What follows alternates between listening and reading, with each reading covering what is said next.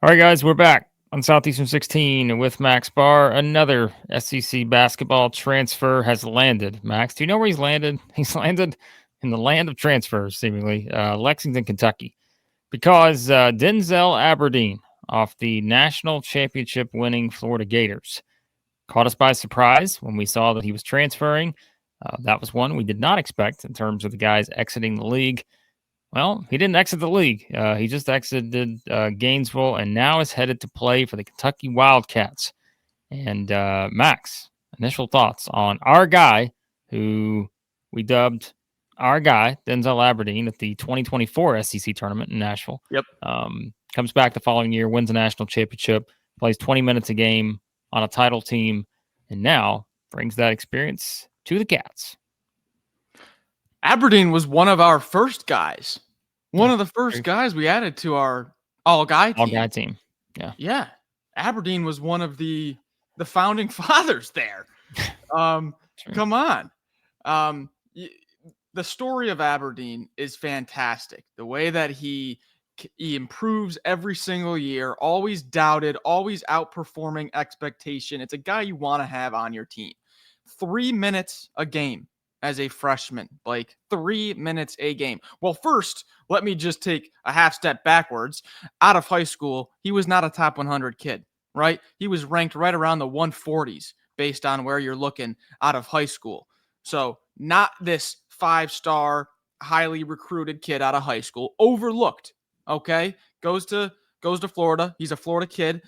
3 minutes as a freshman. Barely gets in. Sophomore year, just under 10 minutes a game. Starts to get in some action. You can see there's potential at 6'5", just under 200 pounds. You love him defensively on the perimeter. Love him. He's got that size. And then boom, the big time breakout this last year. He was that main support role behind the 3 starting guards. You had a little bit of Clavjar there. You had a little bit. It was Aberdeen off the bench. Basically 20 minutes a game, like you said, Blake.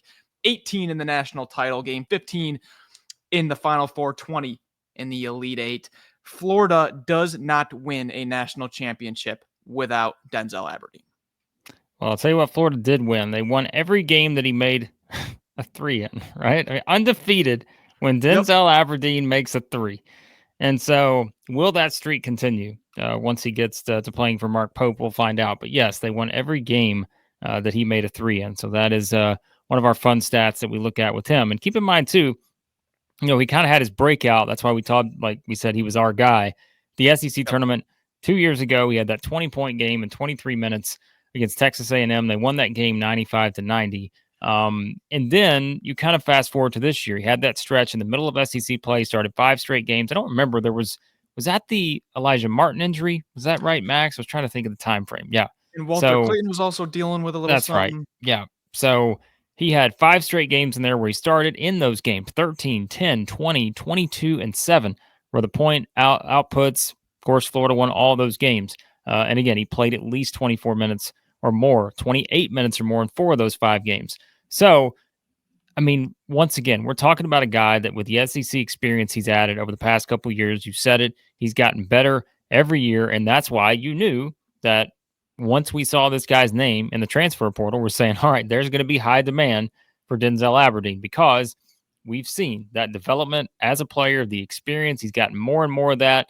And like we said, I mean, he played in almost every game this season, averaged 20 minutes a game on a national championship team. You mentioned the numbers of the minute totals he had during the NCAA tournament run.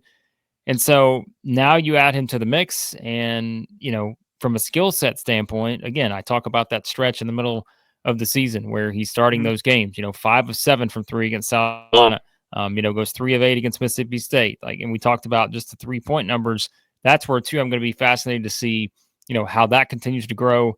35% 3-point shooter the past couple of years. If you look at just the numbers in terms of how many he made, goes from 12, as you said, to 36. So you're 3 times in that from 23, 24, 24, 25. We know in the system with Kentucky and how, you kind of expect the guards to play, he's going to get a lot more opportunities to keep expanding those 3-point numbers. And so, just seems like a natural fit here in this particular offense with Mark Pope. Yeah, so you're wondering, how does he fit in with this backcourt? Because we've got a few other names here.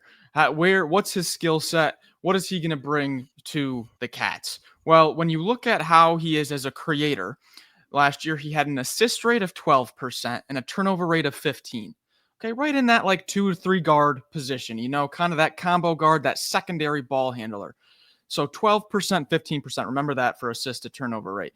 Otega Owe this past year was 11 and 11, right? Pretty much right in there. A little bit cleaner with the ball, and you would expect a full off season with the Cats would help Denzel there. So kind of project him as that. What you got from Otega Owe. He's a slightly different game, not as aggressive downhill, a little bit more perimeter oriented. Aberdeen made more threes than Owe this year in significantly less minutes. So a little bit more perimeter oriented. But as a creator, Blake, when you're looking at like, okay, we've got Lowe from Pitt. We've got the freshman Jasper Johnson, and then you got Perry and Chandler also back there with Owe. How is he going to fit in? I think he's going to pair real nice next to Owe in that kind of 2-ish, 3-ish combo guard spot, that secondary ball handler. Yeah, and I think that was it too. Like you talk about having a secondary ball handler. Plus, I mean, we think about kind of the makeup of the backcourt before him. Like, yes, you've got like Perry and Chandler coming back, but those guys are going freshman to sophomore. We talked about obviously Johnson coming in, mentioned Jalen Lowe coming in.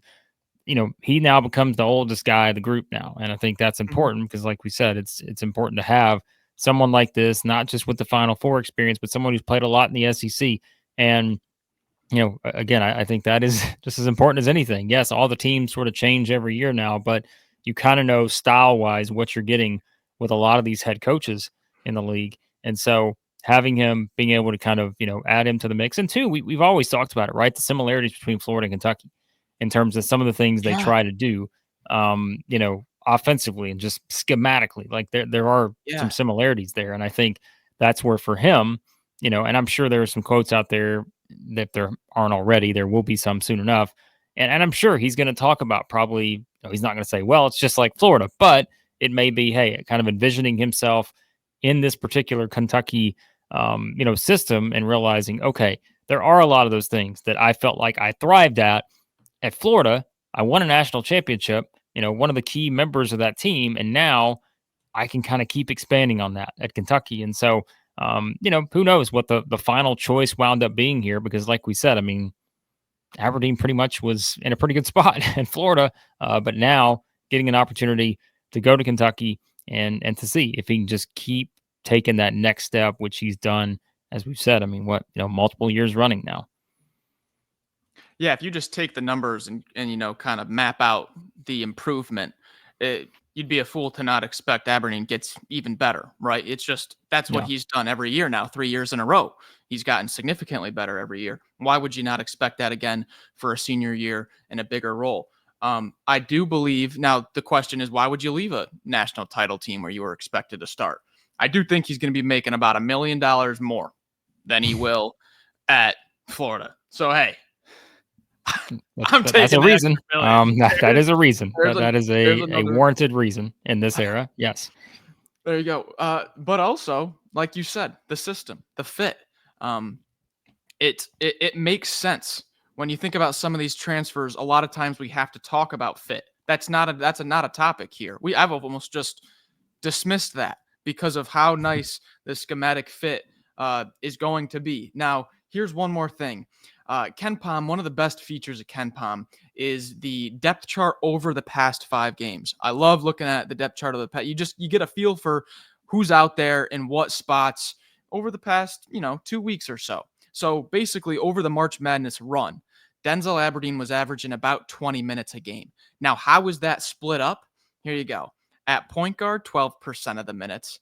At the 2, 14% of his minutes. And at the 3, 17% of Florida's minutes. So you have pretty much an even split of when Aberdeen was out there for those 20-ish minutes. It was pretty much a dead even split between him playing the 1, 2, and 3. Talk about versatility and trying to map out a roster. That's everything you want late April now. Well, think about it too. Think about 2 years ago, the teams we were grouping together so much were Florida, Kentucky, and Alabama.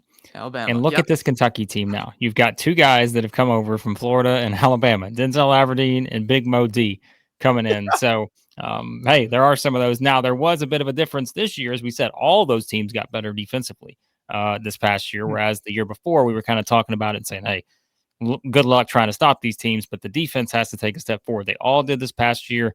And also, that's where, like, we're going to talk about the offensive element of Aberdeen, but he also just played on, I mean, probably Max, I would think, the most improved defensive team in the country, perhaps. I mean, in terms of like that level, there have been some statistically they're a little bit higher, but when you looked at where Florida finished, certainly, you had to play a role on both ends of the floor, and so that'll be exciting too to see how he fits into this roster. Because, like we said, we talk about kind of the current structure of where they're at. Because, I mean, numbers wise, right now, right? I mean, you look at all the spots that they've kind of put together here. Yeah, I mean, that's a pretty full roster. So. Yeah, I think one or two left here. Yeah, not many. But that's a great point to wrap up here. The defense, I would honestly argue, might be his strongest asset. Like, that might be what you're gaining the most out of picking up Denzel Aberdeen. You're getting a 6'5" senior who just defended with Elijah Martin on the perimeter for a full year. Like, that might be the number one thing you gain from this Aberdeen edition is that perimeter defense. Yep. We'll see how it plays out. Of course, you guys know we'll have it all covered here at Southeastern 16, all the SEC basketball roster moves, transfers, freshmen, all this stuff. You can check it all out on the channel. So do us a favor, hit that subscribe button, hit the like button as well. Always helps out the channel. Turn on your notifications. We have new videos or live streams looking at the SEC basketball off-season moves here at Southeastern 16. We appreciate you guys. One more thing.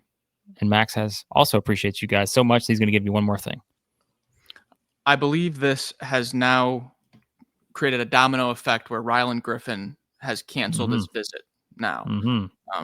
Ryland Griffin was scheduled to visit the Cats. Denzel Aberdeen says, that's my spot. Thank you very much.